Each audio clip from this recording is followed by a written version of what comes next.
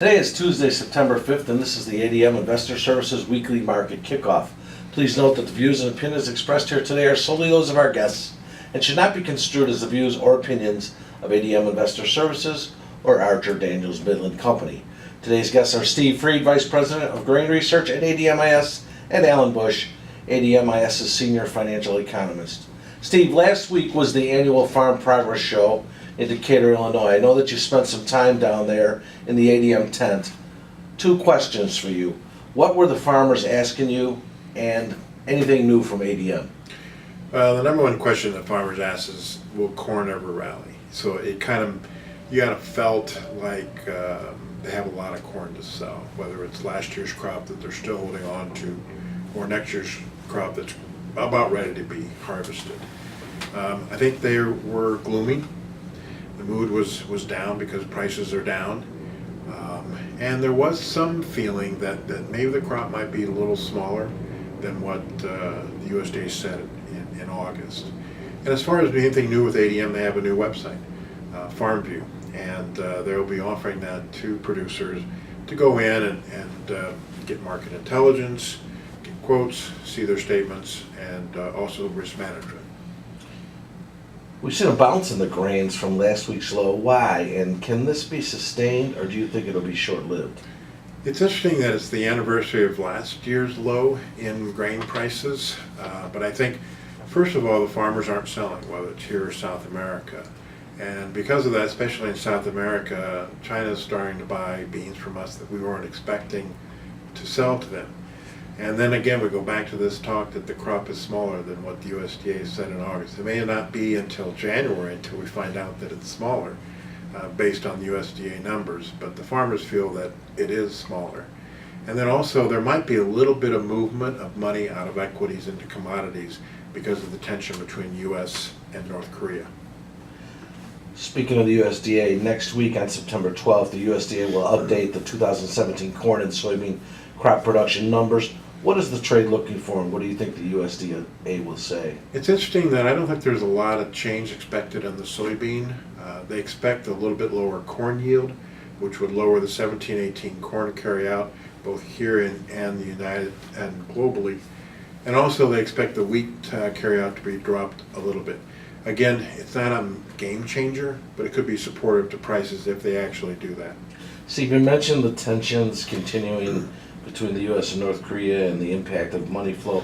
Another question, can you comment on the effect of the floods in Texas and Hurricane Harvey in both maybe the export industry and perhaps the crude oil or gasoline industry?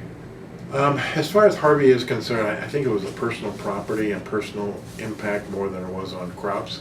And also it did not disturb exports really at all. We'll be watching another hurricane, Irma, as it heads towards Florida. Again, we don't expect it to have an impact on exports, but it could move inland in like Georgia and the Carolinas, and that could impact crops that are not harvested there. Alan, last week the U.S. dollar slid to its lowest level since Jan of 2015. What's the outlook for the greenback now? Nothing has changed. It still looks like there will be more declines, more pressure likely for the dollar. Interest rate differentials still remain very negative, so I would not be surprised to see another new round of lows for the dollar index in the next month or so. In fact, I would expect the dollar index to continue lower for the rest of this year. Gold futures advanced to a one-year high today. What is the driving the gold market, and what is your outlook for gold futures currently? Well, the main driver now has been the flight to quality influence. However, we do feel that inflation ultimately will be the dominant reason why the gold market continues to advance in the very long term. In fact, our next objective is 1375, and that's basically taken from the measured move chart pattern technique. So nothing has changed in our gold outlook. We continue to look for higher prices. Any breaks should be used as a buying opportunity. Also, I'd like to mention copper, which advanced to its highest level today since October of 2014. We anticipate further gains in the copper, so I would use the same strategy. Any breaks in copper should be used as an opportunity to establish long positions. Friday, non-farm payrolls came out for August, increased to 156,000 from July, when a gain of 179,000 was expected. The unemployment rate increased to 4.4%, which was slightly over expectations of 4.3%. Why did stock index futures trade higher on what would normally be bearish news? Well, first of all, Friday was a good day for the indices, with actually the NASDAQ advancing to a new record high. But as far as why we would see strength in the indices on what would normally be considered to be a bearish report is how these numbers would affect the Fed. And it appears that the Fed is going to be rather slow to raise interest rates, and that seems to be the dominant fundamental supporting the indices.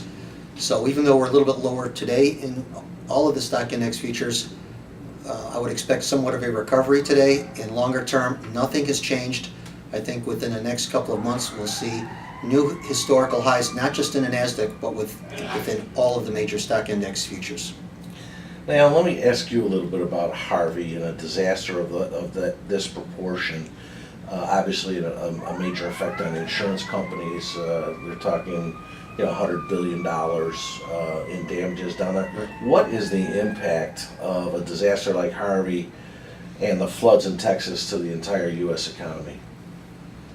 It actually is a slowdown, and there's a so-called broken window theory that anytime there's a disaster that it actually increases or improves the economy, which is a fallacy.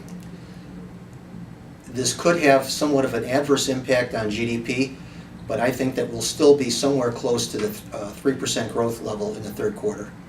And one final question, how does the market view this continued banter between the U.S. and North Korea? The market seems to take it as though things will ultimately be resolved peacefully, which is why we are seeing a lot of markets continuing to advance, such as the indices, the stock index futures.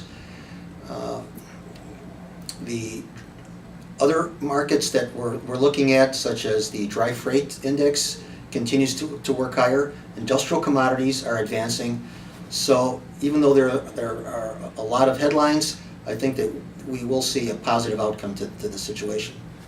Thank you. Remember, the views and opinions expressed today on this video are solely those of our guests and should not be construed as the views or opinions of ADM Investor Services or Archer Daniels Midland Company. If you'd like more information about our brokerage services, would like to speak to one of our experts about managing your risks, or would like to open a trading account, please visit www.admis.com.